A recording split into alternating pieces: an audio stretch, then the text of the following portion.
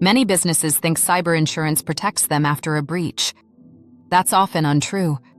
82% of denied claims are due to missing multi-factor authentication, MFA.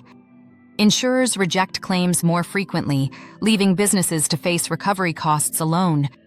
Insurers now demand full MFA deployment across all systems. Without it, breaches lead to businesses covering costs entirely. This video examines denied claims and MFA compliance. Cyber insurance once felt like a safety net. Companies paid premiums believing they were protected. Increased ransomware attacks have eroded this trust. Insurers are scrutinizing security measures closely.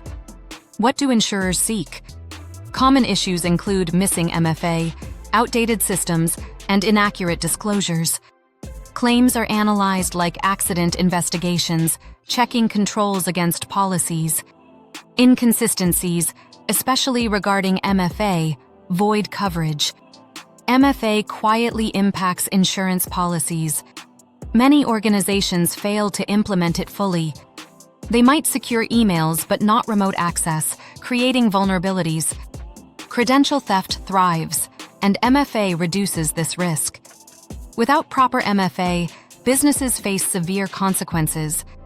Denied claims mean huge costs, downtime, and regulatory exposure. Without coverage, expenses could soar into millions. To comply with MFA requirements, secure high-risk accounts and close access gaps. Enforce MFA policies and eliminate legacy authentication. Document compliance as insurers request proof often. Beyond MFA, insurers expect robust backups and response plans. These create a layered defense that reassures insurers and bolsters your business. Ready to protect your business? Request a free network assessment today to check if your MFA deployment suffices.